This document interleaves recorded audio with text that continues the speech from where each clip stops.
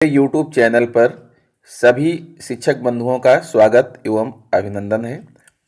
दोस्तों, आप सभी को पता है कि कल जो है 1 जनवरी है और कल से नया वर्ष लग रहा है।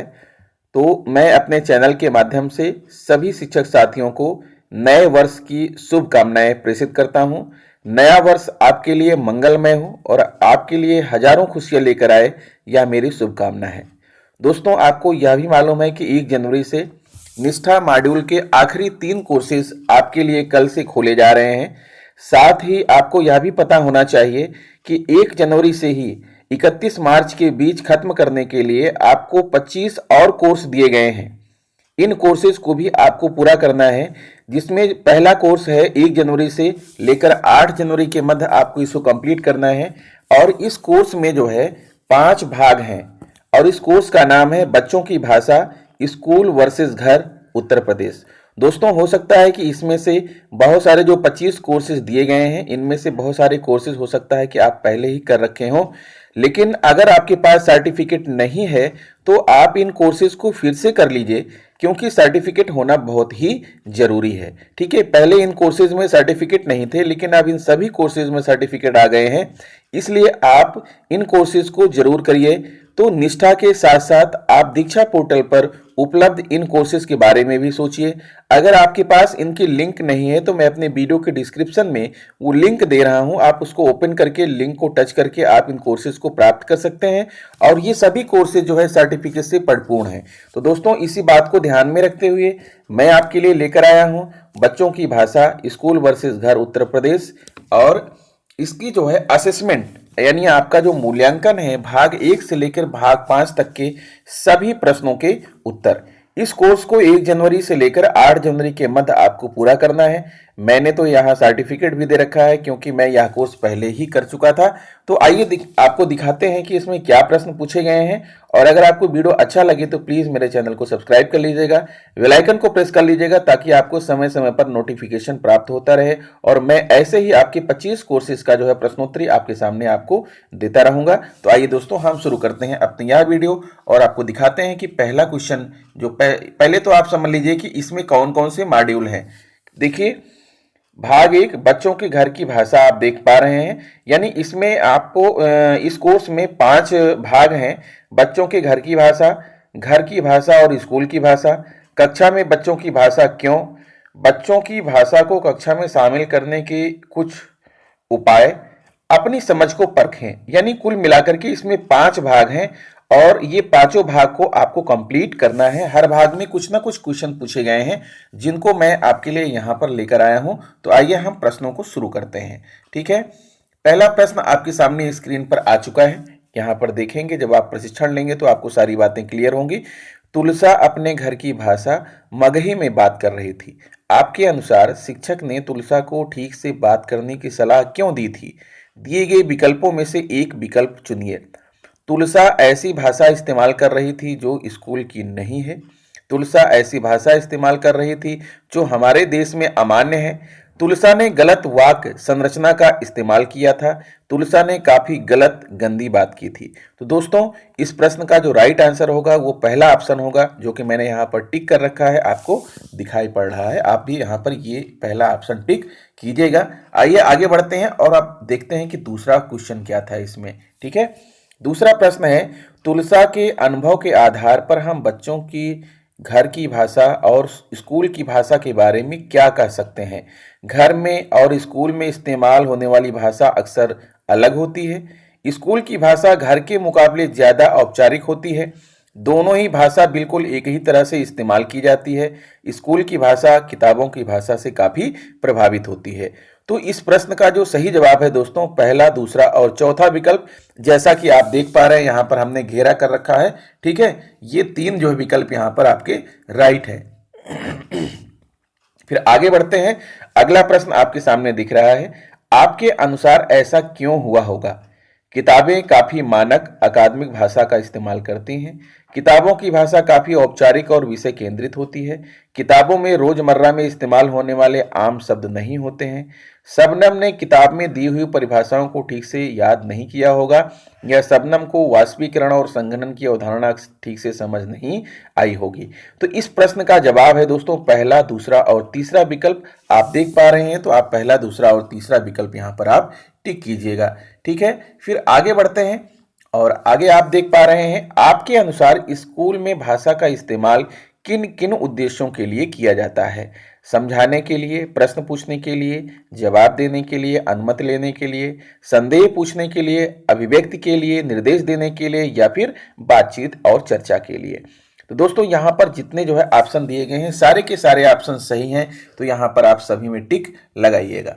ठीक है, फिर अगला प्रश्न आपके सामने आ रहा है। यहाँ पर आप देख सकते हैं, स्कूल की औपचारिक भाषा ज्यादातर कहाँ कहाँ इस्तेमाल होती है? खेल के मैदान में, ऑफिस में, अखबारों में, सरकारी कागजों और वेबसाइट पर, घर के लोगों की बातचीत में। तो इस प्रश्न का राइट आंसर होगा ऑप्शन नंबर 2, 3 और 4, जो घेरे में बंद है, ये आपको टिक करना है। ठीक है, फिर आगे बढ़ते हैं। अगला प्रश्न आपके सामने हम दिखा रहे हैं। दोस्तों यहाँ पर मैं आपके लिए सिर्फ आंसर लेकर आया हूं, प्रश्न वाला पार्ट नहीं लेकर आया हूं, ताकि वीडियो ज्यादा लंबी ना हो। एक ही अर्थ वाले विभिन्न शब्दों को कक्षा शामिल ना करने से बच्चों को क्या मुश्किलें आ सकती हैं? कक्षा में शामिल ना करने से बच्चों को क्या मुश्किलें आ सकती हैं? अवधारणा समझने के बावजूद सिर्फ शब्द पर बच्चा अटक सकता है। बच्चा गतिविधियों या चर्चा से जुड़ाव महसूस ना करे। ज्यादा समय ही सही, लेकिन बच्चा शब्दों को धीरे धीरे खुद समझ जाएगा। बच्चा शायद अपनी गति से चीजें ना सीख पाए। तो इस प्रश्न का जो राइट आंसर है दोस्तों, वो है पहला, दूसरा और चौथा विकल्प। यहाँ पर आप सही लगाइएगा। फिर आगे बढ़ते हैं। आपके अनुसार क्या लिखित व्याकरण, शब्दकोश या उस भाषा में छपी सामग्री किसी भाषा को शुद्ध बनाती है? तो दोस्तों यहाँ तो हमने हाँ का टिक किया है, लेकिन मैं आपके लिए कहूंगा कि आप यहाँ नहीं टिक करिएगा, क्योंकि व्याकरण, शब्दकोश, ये कोई भी भाषा शुद्ध होती है या अशुद्ध होती है? कोई भी भाषा शुद्ध और अशुद्ध होती ही नहीं, ऐसा इस परीक्षण में कहा गया है। तो इसलिए आप यहाँ पर नहीं टिक कीजिएगा। ठीक है, तो नहीं टिक करेंगे तो आपका यह क्वेश्चन जो है सही हो जाएगा। फिर आगे बढ़ते हैं। बच्चों का अपनी ही भाषा के बारे में इस प्रकार सोचना स्कूल में होने वाली किन घटनाओं की वजह से हो सकता है? किताबों में उसकी भाषा न होना, स्कूल में उनकी भाषा का इस्तेमाल न होना, अपनी भाषा में अभिव्यक्ति न कर पाना, या दूसरे बच्चों द्वारा उनकी भाषा का मजाक उड़ाया जाना। तो इस प्रश्न का जो राइट आंसर है, वो चारों के चारों विकल्प आपके सही होंगे। ठीक है दोस्तों, आगे बढ़ते हैं। अगला प्रश्न आपके सामने आ रहा है, यहाँ पर देख पा रहे हैं आप। घर की भाषा और स्कूल की भाषा के बीच टकराव के कारण तुलसा जैसे बच्चे कक्षा में किस तरह की परेशानियों का सामना करेंगे? स्कूल की भाषा में बोलना, पढ़ना और लिखना, शिक्षक की बातचीत को समझना, सरल निर्देशों और विवरण का पालन करना, शिक्षक से मिले सुझावों को समझना, विभिन्न विषयों की सामग्री को समझना। तो यहाँ पर आपके पूरे पांचों ही ऑप्शन सही हैं। यहाँ आप पांचों ऑप्शन को टिक करिएगा, ये सभी राइट आंसर हैं। ठीक है, फिर आगे बढ़ते हैं। अगला प्रश्न है, घर की भाषा को कक्षा का हिस्सा बनाने से बच्चे को कैसे फायदा हो सकता है? अपने सुझाव, प्रश्न, जवाब आदि बिना डरे कह पाएंगे। परीक्षाओं में अच्छे अंक से पास हो पाएंगे। नई बातचीत आसानी से सबके साथ साझा कर पाएंगे। अपनी सामाजिक सांस्कृतिक पहचान पर गर्व महसूस करेंगे। दूसरे बच्चों की बेहतर मदद कर पाएंगे। स्कूल में भाग लेने में आत्मविश्वास बढ़ेगा। कक्षा में बेहतर जुड़ाव महसूस कर पाएंगे। तो दोस्तों इस प्रश्न का जो राइट आंसर है, ऑप्शन नंबर पहला, तीसरा, चौथा, छठा और सातवां, जो घेरे में बंद है, वो राइट आंसर है। आप इन पर ध्यान दीजिएगा। ठीक है, अगला प्रश्न आपके सामने है, ऐसी कक्षा जिसकी भाषा मुख्यतः शिक्षक को ही पता हो, तो ऐसी कक्षा किसके इर्द गिर्द केंद्रित होगी?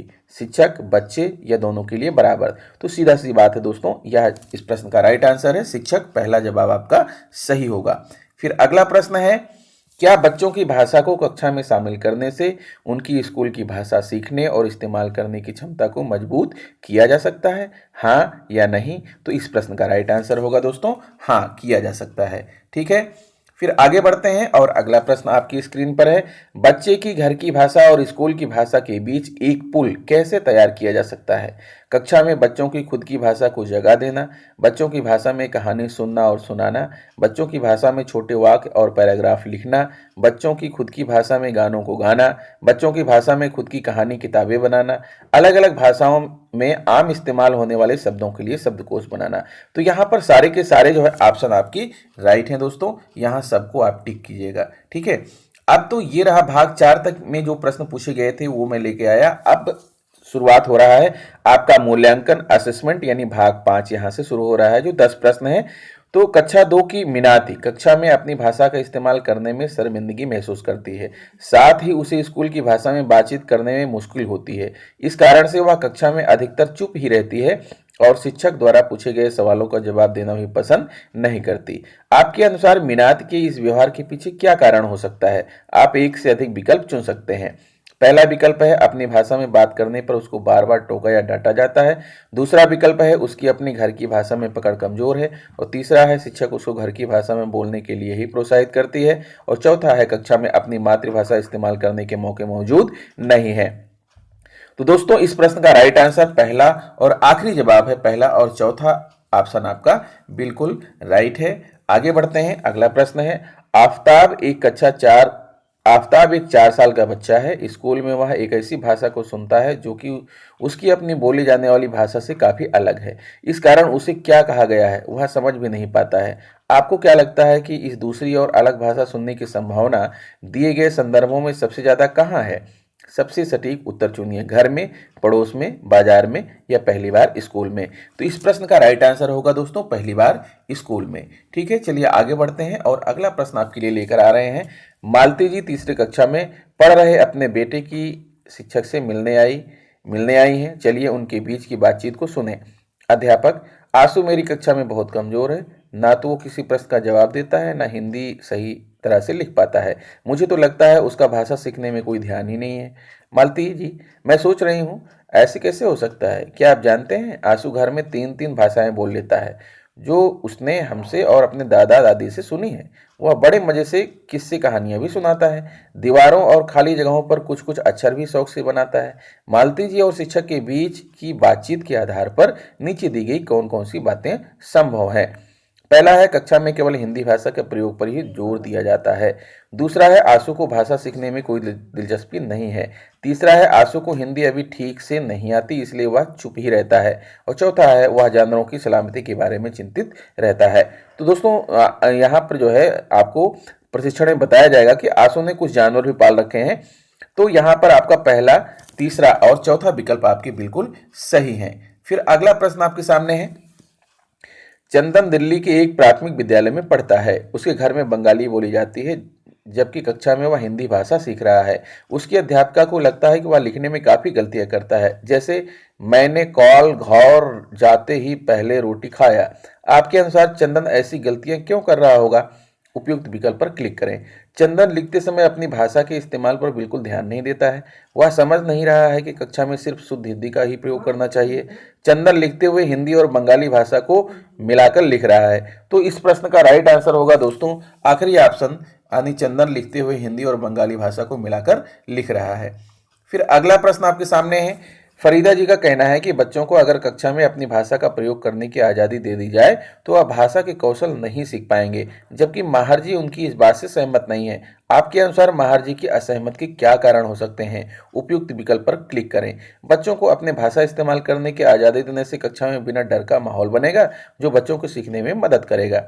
दूसरा ऑप्शन है बच्चे जब अपनी भाषा में अपने विचारों को व्यक्त करते हैं तो खुलकर बोलने के कौशल को बढ़ावा मिलता है। और तीसरा है अपनी भाषा में बात, कहानी, कविता सुनाने के मौके देने से बच्चे स्कूल की भाषा के साथ बेहतर जुड़ाव बना पाएंगे। और आखिरी विकल्प है अगर बच्चे अपनी भाषा में बोलना, लिखना, पढ़ना और सुनना सीख जाएं तो उन्हें स्कूल की भाषा सीखने की जरूरत नहीं है। तो दोस्तों इस प्रश्न के राइट आंसर है पहला, दूसरा और तीसरा ऑप्शन आपका सही है। आप पहला, दूसरा और तीसरा लगाइएगा। फिर आगे बढ़ते हैं, अगला प्रश्न आपकी स्क्रीन पर है। क्या यह कहना सही रहेगा कि एक से ज्यादा भाषा जानना या सीखना बच्चे के लिए बोझ हो सकता है? उपयुक्त विकल्प पर क्लिक करें। हाँ, क्योंकि सारा ध्यान भाषा सीखने पर ही लगा रहेगा और न कि अन्य कौशल सीखने पर। नहीं, क्योंकि यह हमको अलग अलग लोगों से बातचीत करने में मदद करेगा और अधिक लचीला बनाएगा। कभी कभी, आखिर कभी कभार हम मिश्रित भाषा का इस्तेमाल करते हैं। तो दोस्तों इस प्रश्न का राइट आंसर है ऑप्शन नंबर 2। ठीक है, आप यहाँ पर ऑप्शन नंबर 2 को क्लिक कीजिएगा। फिर अगला प्रश्न आपके सामने आएगा। विवेक जी का बेटा कक्षा 1 में पढ़ता है। विवेक जी अपने बेटे के अध्यापक से निवेदन करते हैं कि वह कक्षा में सिर्फ मानक भाषा का ही प्रयोग करें और बच्चों को भी उसी का इस्तेमाल करना अनिवार्य करें। आपके अनुसार ऐसा करने से क्या हो सकता है? उपयुक्त विकल्प पर क्लिक करें। बच्चे शिक्षक की बातचीत को अच्छे से समझ पाएंगे। बच्चे कक्षा में अपनी बात कहने के लिए उत्साहित महसूस करेंगे। बच्चे को अध्यापक के निर्देश समझने में कठिनाई होगी। कक्षा में सीखने सिखाने का अच्छा माहौल बनेगा। तो दोस्तों इस प्रश्न का राइट आंसर है ऑप्शन नंबर 3। बच्चे को अध्यापक के निर्देश समझने में कठिनाई होगी। ठीक है, फिर आगे बढ़ते हैं और अगला प्रश्न आपकी स्क्रीन पर आ चुका है। निम्नलिखित में से कौन सी गतिविधियों में मुख्य तौर पर तार्किक गणितीय बुद्धिमत्ता का इस्तेमाल होता है? उपयुक्त विकल्प पर क्लिक करें। शिक्षक को सभी बच्चों के घर में प्रयोग की जाने वाली भाषाएं आती हों। शिक्षक बच्चे को अपनी भाषा को सीखने की कोशिश करें। कक्षा में बच्चों को अपनी भाषा में विचार, भावनाएं आदि बांटने के लिए प्रोत्साहित करना। कुछ ऐसी गतिविधियां करना जिसमें बच्चे स्कूल के साथ साथ अपनी भाषा को भी कक्षा में लाएं। बच्चों को घर की भाषा कक्षा में इस्तेमाल करने पर टोकना, ताकि धीरे धीरे वह सिर्फ स्कूल की भाषा में ही बात करें। तो दोस्तों इस प्रश्न का राइट आंसर है आपका ऑप्शन नंबर 2, 3 और 4, जैसा कि आप ग्रीन कलर में देख पा रहे हैं। तो दूसरे, तीसरे और चौथे विकल्प को आप टिक कीजिएगा। फिर आगे बढ़ते हैं। अगला प्रश्न आपके सामने आ चुका है। निम्न में से कौन सी गतिविधियां प्राथमिक कक्षाओं के बच्चों में अपनी भाषा और स्कूल की भाषा के बीच का अंतर कम करने में मदद कर सकती हैं? उपयुक्त विकल्प पर क्लिक करें। पहला है आसपास की चीजों को बच्चों की और स्कूल की भाषा में लेबल करना। दूसरा है बच्चों की भाषा में लोकगीतों को स्कूल की भाषा में लिखना। और तीसरा है हर पाठ को बच्चे के साथ 2-3 बार पढ़ना और दोहराना। और चौथा है बच्चों की और स्कूल की भाषा में एक ही कहानी की किताब बनाना। और पांचवा है बच्चों को अपने पीछे पीछे हर लाइन दोहराने को कहना। तो दोस्तों यहाँ पर आपका राइट आंसर होगा पहला, दूसरा और चौथा विकल्प आपका यहाँ पर सही है, जैसा कि आप देख पा रहे हैं। फिर अगला प्रश्न है आपके सामने। सुशीला जी अपनी कक्षा 1 में बच्चों को घर की भाषा इस्तेमाल करने के मौके देने के लिए दिखाओ और बताओ गतिविधि का प्रयोग करती हैं। बच्चे घर के आसपास आसानी से उगने या मिलने वाली कोई एक सब्जी या फल को कक्षा में लाते हैं और उसके बारे में अपनी भाषा में बताते हैं। इस दिन अक्सर बच्चे एक मेले की तरह नई सामान को टेबल पर रखकर उसका प्रदर्शन करते हैं। आपके अनुसार क्या इस तरह के मौके का स्कूल की भाषा में सीखने में कोई लाभ है? उपयुक्त विकल्प पर क्लिक करें। हाँ, क्योंकि बच्चे सामान के बारे में बिना झिझक के और विश्वास के साथ अपनी भाषा में बता पाएंगे। नहीं, बच्चे द्वारा लाई गई सब्जी या फल के बारे में बताने की जरूरत है ही नहीं, लोग खुद ही देख सकते हैं। गतिविधि तो अच्छी है, लेकिन यह स्कूल की भाषा में ही की जाए तो फायदा होगा। गतिविधि फायदेमंद तब हो जब इसमें घर की और स्कूल की भाषा दोनों का इस्तेमाल करने की गुंजाइश हो, ताकि दोनों के बीच दूरी कम हो सके। तो दोस्तों यहाँ राइट आंसर होगा आपका ऑप्शन नंबर 4, चौथा आपका सही विकल्प है। तो इस प्रकार से दोस्तों आपने देखा कि जो है इस कोर्स के सारे प्रश्नों के उत्तर मैं आपके सामने ला चुका हूं और आशा करता हूं कि आपको यह वीडियो पसंद आया होगा और आपके लिए जो है उपयोगी सिद्ध होगा। और एक बात और बताना चाहता हूं कि दोस्तों अगर आपको इसका पीडीएफ चाहिए तो मैं वीडियो के डिस्क्रिप्शन में पीडीएफ की लिंक दे रखा हूं। आप वीडियो के डिस्क्रिप्शन में जाइएगा, पीडीएफ को डाउनलोड कर लीजिएगा और जब भी आप इस प्रशिक्षण को पूर्ण कीजिएगा तो पीडीएफ खोलिएगा और खोल करके जो है आप इसका उपयोग कर सकते हैं। तो दोस्तों अगर आप मेरे चैनल पर नए हैं तो प्लीज़ चैनल को सब्सक्राइब कर लें, बेल आइकन को प्रेस कर दें और इसे दूसरे मित्रों को शेयर भी करें। मिलेंगे आपसे नेक्स्ट वीडियो में, तब तक के लिए गुड बाय।